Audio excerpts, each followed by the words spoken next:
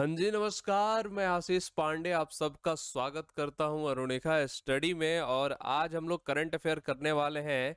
कब का? तो कल का और आज का, क्योंकि कल क्लास हो नहीं पाई थी और आज क्लास हो रही है, तो कल का वाला भी हम लोग आज कर लेंगे। तो चलिए शुरू करेंगे। पहले मैं बता दूं कि कल नहीं हुई थी क्योंकि थोड़ी तबीयत खराब थी। मौसम बदल रहा है तो तबीयत खराब हो रही है, तो इसलिए आप लोग भी सावधान रहें, सतर्क रहें और करंट अफेयर पढ़ते रहे मेरे साथ। और इसी के साथ मैं आज बता दूं कि मैं बहुत ज़्यादा एक्सप्लेन करके आज नहीं बताऊंगा। हाँ, बताऊंगा हर चीज़, थोड़ा शॉर्ट एक्सप्लेन होगा आज। तो चलिए इसी के साथ शुरू करते हैं और पहले क्वेश्चन पे आते हैं। पहला जो क्वेश्चन है आपके सामने वो ये है, which cricket team registered the biggest win by runs in ODI cricket history. मतलब किस क्रिकेट टीम ने एक दिवसीय क्रिकेट इतिहास में रनों से सबसे बड़ी जीत दर्ज की है। तो ये जो हुआ था अभी रिसेंटली हुआ था और इसमें 317 रन की एक जीत हुई है। और वो 317 रन जीता कौन है? तो जीते हैं हमारे भारत के खिलाड़ी, हमारे भारतीय टीम ही जीती है। और किसके खिलाफ? तो वो है श्रीलंका के खिलाफ जीती है। और जहां यहाँ आंसर क्या हो जा रहा है, तो आंसर हो जाएगा, हाँ आंसर पे आते हैं, आंसर हो जाएगा इंडिया। और कौन जीता है? तो इंडिया जीता है किसके खिलाफ? तो श्रीलंका के खिलाफ जीता है। कितने रन से? तो 317 रन से, ठीक है। और ये खेल कहाँ खेला गया था? ये खेला गया था greenfield greenfield international international stadium. और ये कहाँ है? ये केरला में है, ठीक है।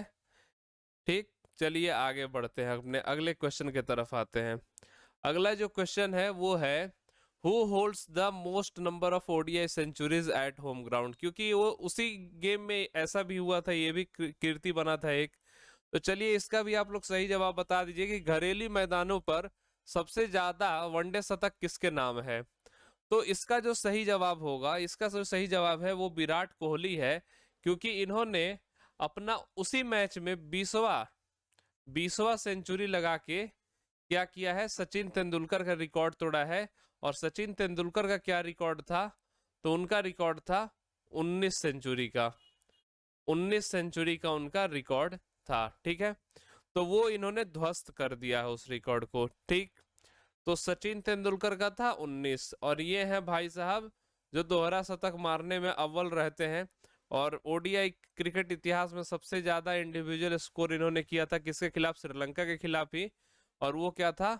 264। ये कल के मैच का नहीं है भाई, ये जो अभी रिसेंटली जो हुआ था, कल का नहीं, रिसेंटली जो हुआ था। अभी तो आज मैच चल रहा है, क्या बोलते हैं, इंडिया वर्सेस न्यूजीलैंड। और आज के दिन में कौन मार दिया? तो शुभमन गिल, शुभमन मन गिल जो है, इन्होंने लगा दिए हैं 208 रन। और रिसेंटली जो ईशान किशन थे, ईशान किशन जो है, स्पेलिंग जो भी हो, इन्होंने 217 कुछ ऐसा रन मारा था इन्होंने भी, ठीक है।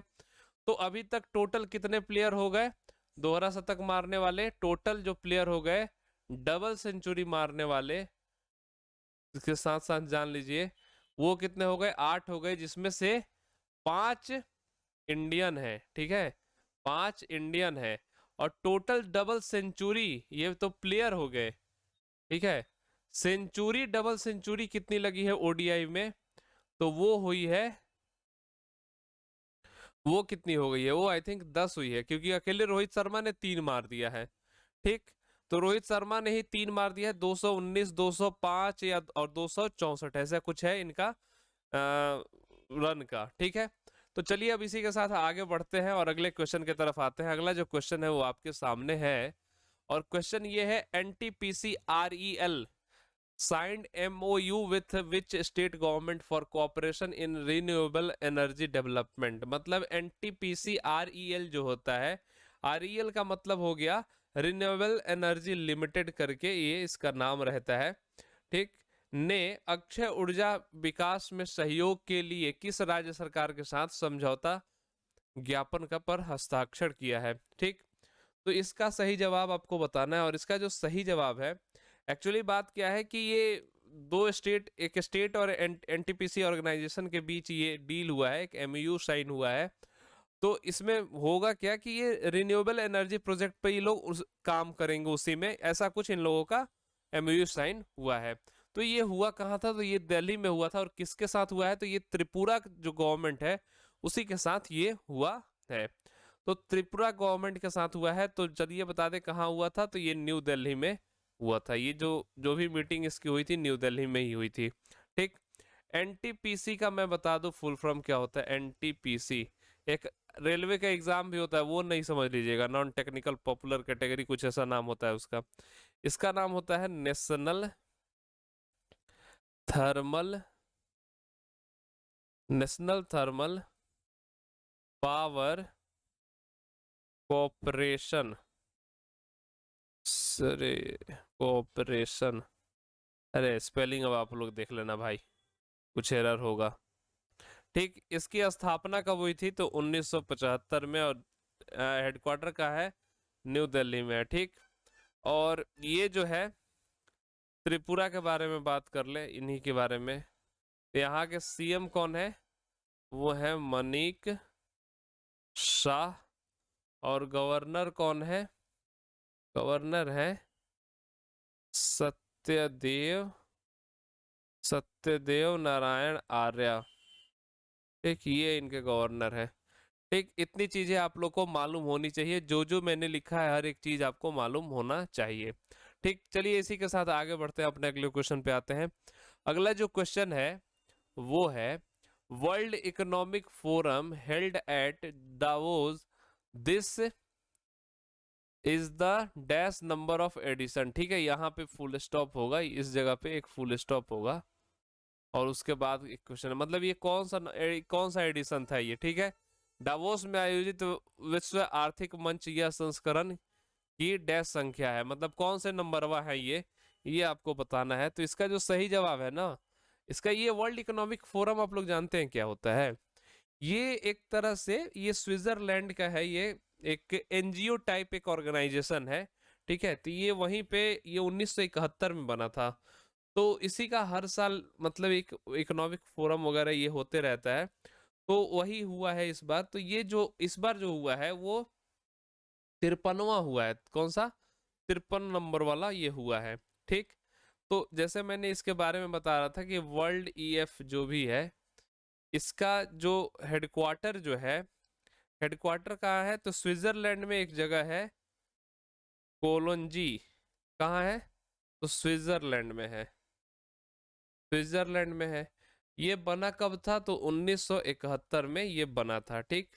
तो इतना चीज आपको याद रखना चाहिए। साथ में ये थीम तो बहुत इंपॉर्टेंट रहता है, ये बहुत इंपॉर्टेंट, यही तो क्वेश्चन बनता है, यही क्वेश्चन बनता है एग्जाम में। ठीक है, तो ये आप लोग याद रखिएगा। चलिए हम आगे बढ़ते हैं इसी के साथ और अगले क्वेश्चन पे आते हैं। अगला जो क्वेश्चन है, who has notified India first national assessment regulator regulator. ठीक है, परख परख नाम से एक राष्ट्रीय मूल्यांकन नियामक बनाया गया है और ये किसके द्वारा अनुसूचित किया गया है ये आपसे पूछा गया है। आपके ऑप्शन है एनसीईआरटी, एनईपी, सीबीएसई और नन। ठीक। तो इसका जो सही जवाब है ना भाई, इसका बच्चा सब, इसका जो सही जवाब है साथी गण, वो है एनसीईआरटी। एनसीईआरटी इसका सही जवाब है। और एनसीईआरटी का मतलब क्या होता है वो बता दूं। National council of educational research and training. ठीक है, एनईपी का मैं मतलब बता दूं, न्यू एजुकेशन पॉलिसी। ठीक।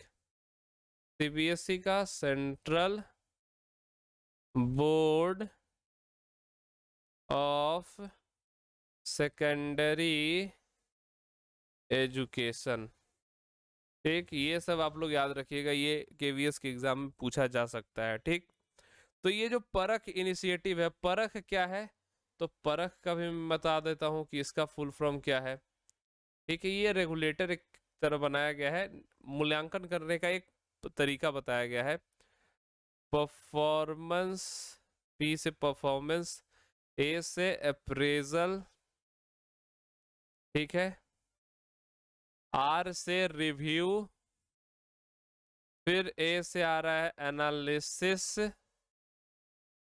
और के से होगा एनालिसिस ऑफ, के से नॉलेज, ठीक है, नॉलेज, और फॉर एच से क्या हो जाएगा, होलिस्टिक डेवलपमेंट, होलिस्टिक डेवलपमेंट, ठीक। तो ये आप लोग मालूम रखिएगा कि पढ़ा का क्या क्या मतलब है। तो performance appraisal review analysis of knowledge for holistic development, ये क्वेश्चन इंपॉर्टेंट हो जाएगा, क्योंकि आजकल क्वेश्चन में पता है कि आजकल एग्जामिनर इसी तरह से क्वेश्चन आपसे पूछता है, आपको वो क्वेश्चन दे देगा जो आप लोग पढ़ते हैं, जैसे में क्या बोलते हैं न्यूज वगैरह में, ये पढ़ लिए कि हाँ कि पीयूष गोयल जी ने ये काम किया, यहाँ पे इसके साथ ये लॉन्च किया, वो लॉन्च किया, तो वो किसके बिहाफ में लॉन्च किया? भाई पीयूष गोयल के पास 3-3 मंत्रालय है, तो वो किस मंत्रालय के बिहाफ में उन्होंने किया?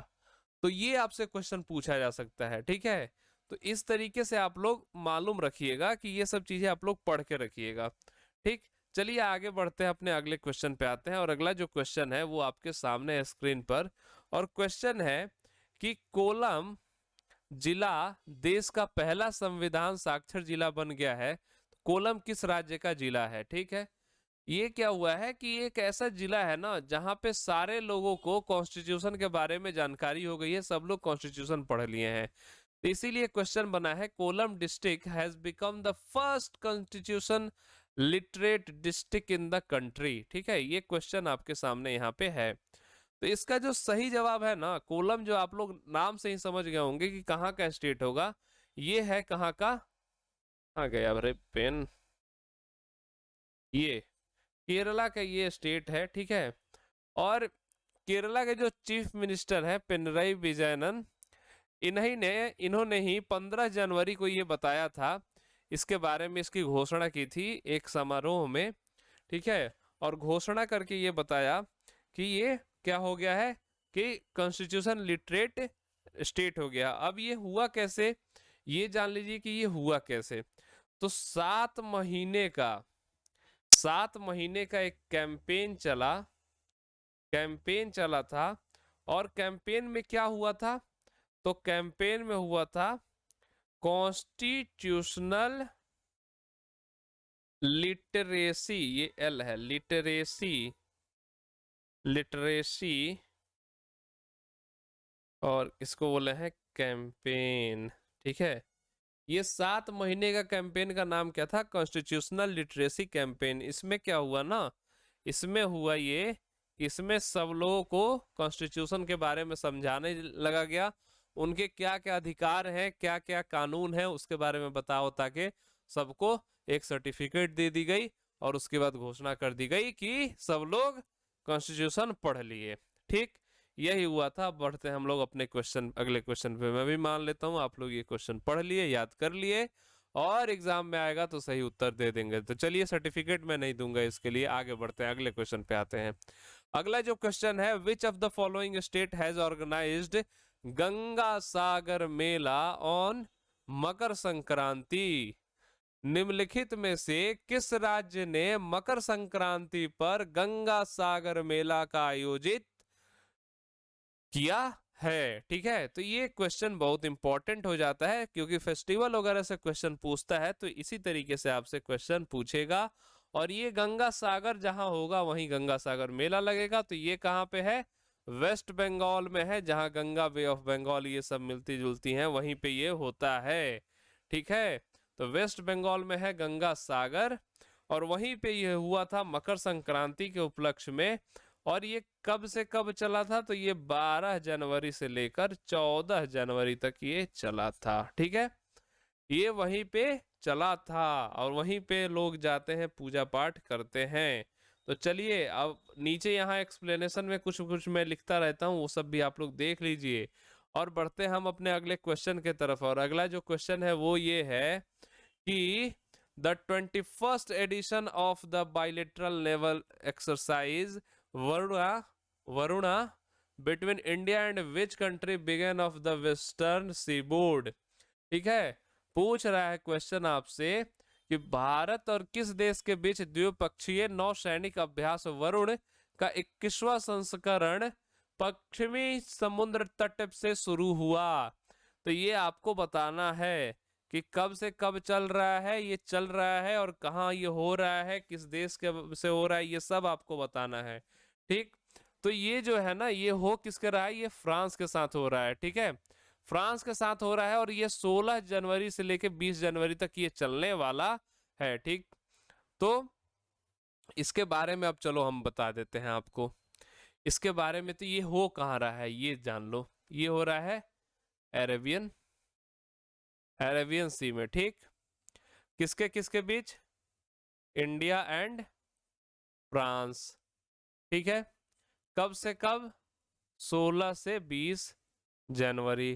ठीक, अच्छा ये सबसे पहले कब हुआ था, फर्स्ट टाइम कब हुआ था, फर्स्ट टाइम हुआ था 1993 में। ठीक, वरुण नाम कब दिया गया था इसका, first time Varun first time कब नाम दिया गया था, ये नाम कब दिया गया था, तो ये नाम दिया गया था 2001 में।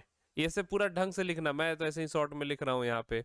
ठीक, अब इसी के साथ आ जाओ एक चीज और, इंडिया और फ्रांस के बीच में, इंडिया और फ्रांस के बीच में, ये तो इंडियन नेवी का हो गया, ये किसका हो गया, ये इंडियन नेवी का हो गया, इंडियन नेवी का हो गया। तो आर्मी और एयर फोर्स वाला, आर्मी और एयरफोर्स वाला जो है वो आपको नाम बताना है। ठीक है, वो आपको नाम बताना है। तो आर्मी का जो होता है उसका नाम होता है शक्ति एक्सरसाइज। ठीक है, शक्ति शक्ति। ठीक है, और एयरफोर्स के साथ जो होता है वो होता है गरुड़। ठीक है, गरुड़।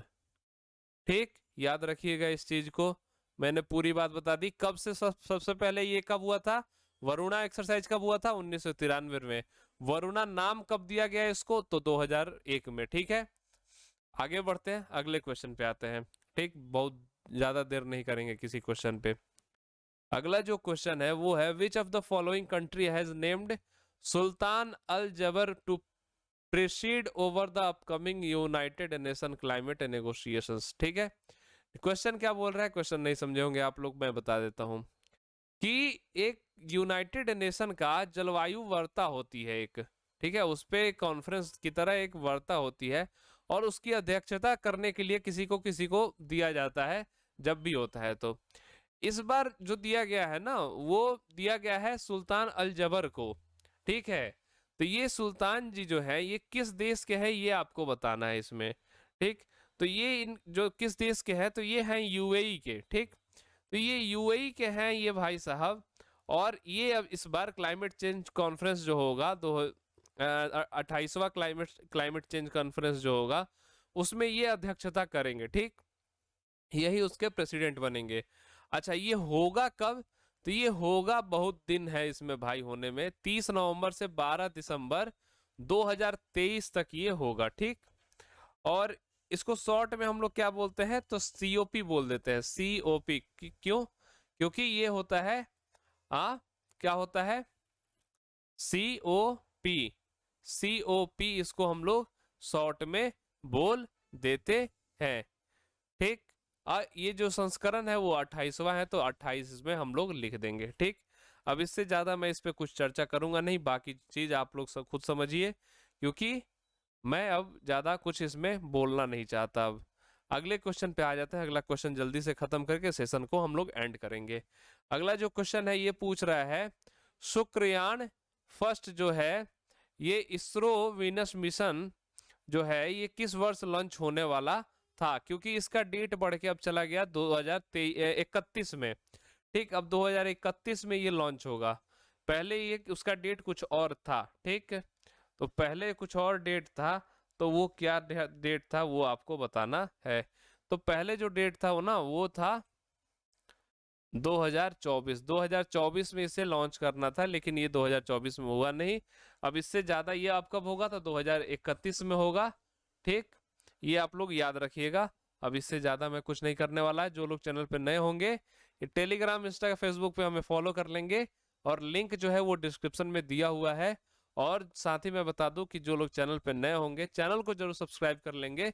वीडियो को लाइक और शेयर सभी लोग करेंगे। शेयर करो भाई, व्यूज नहीं आ रहे, मुझे भी व्यूज आते हैं तो मोटिवेशन मिलती है आगे कुछ वीडियो बनाने में। अब कुछ होता ही नहीं है, लगता है कि अरे यार छोड़ो, मैं भी बंद कर दूं, क्योंकि कुछ सपोर्ट मिलता नहीं है। चलो मिलेंगे अब आपसे अगली वीडियो में, तब तक के लिए tata bye bye and thank you.